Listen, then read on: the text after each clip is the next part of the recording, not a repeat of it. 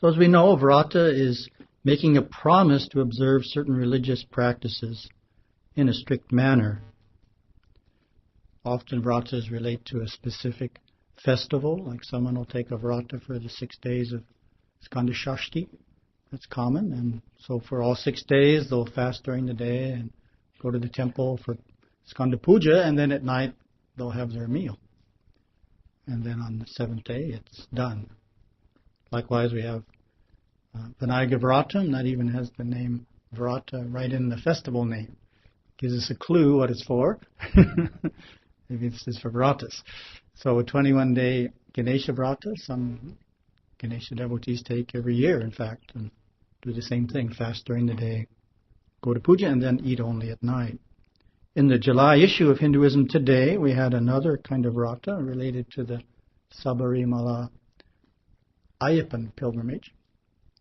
And that vrata includes preparation. In other words, it doesn't start on the first day of a festival. It includes 41 days of preparation for a pilgrimage.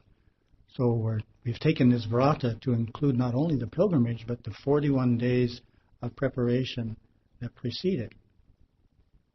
So it takes 40-some plus days, the 41 plus a few to make the pilgrimage, is the duration of the vrata. So all of these vratas that we've talked about, these 3 examples, have one thing in common. They end.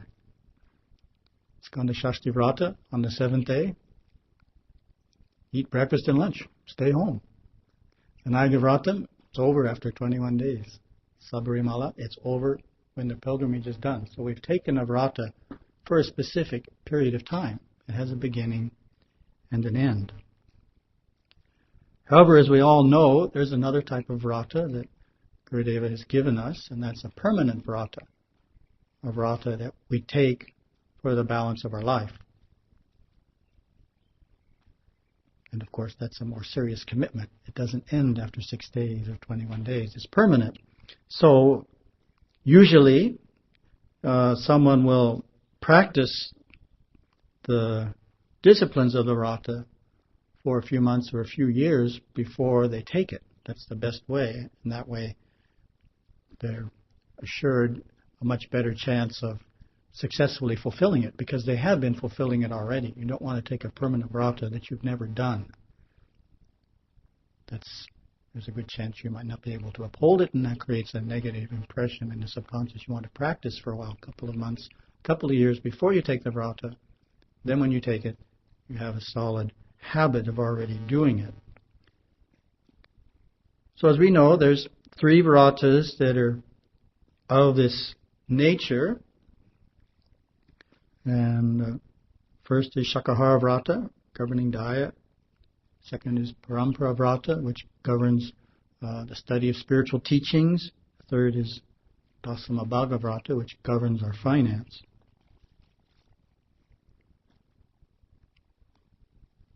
So there's more to each of these vratas than may initially strike us, and that's some of the depth that Gurudeva explores in Sagadharma Shastras, which we'll touch on next.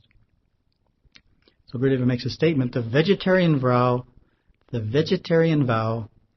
builds character through the control of appetite, which is control of the instinctive mind. So that's an interesting statement, that control of appetite is control of the instinctive mind. So what does that mean? Well, it means as we get better in controlling our appetite, meaning eating the right amount, not eating between meals, eating the right foods, and so forth, as we get better in disciplining ourselves, control of our appetite, control of the other emotions, instinctive emotions such as anger and jealousy, also improves. Goes along with it. That's what Gurudeva is saying. So if we focus on appetite, we actually improve the other instinct, control of the other instincts as well.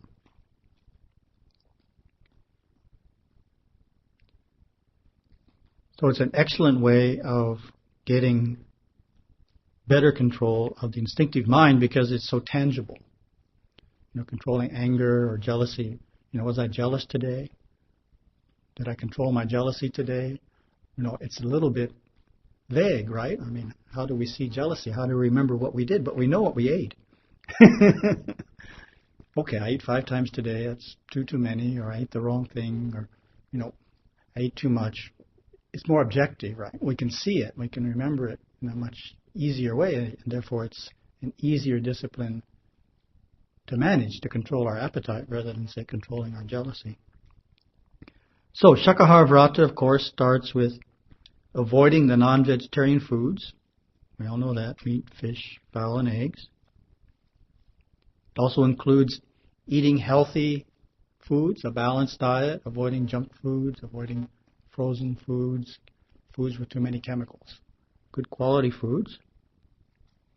Also includes mitahara, moderate appetite, not eating too much. It also includes not eating between meals. Not eating between meals is an interesting discipline, sometimes not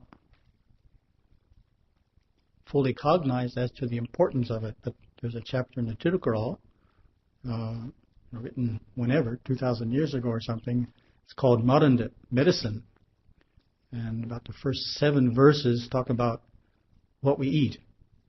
So it keeps stressing that the health is very dependent upon our eating habits. And so one of the verses points out this issue of not eating between meals. Once digestion is complete, eat with moderation. That is the way to prolong the life of the body. There's about 2 or 3 other verses saying the same thing in slightly different ways. Don't eat between meals. Let the food you've eaten fully digest before you eat again. This is the way we stay healthy.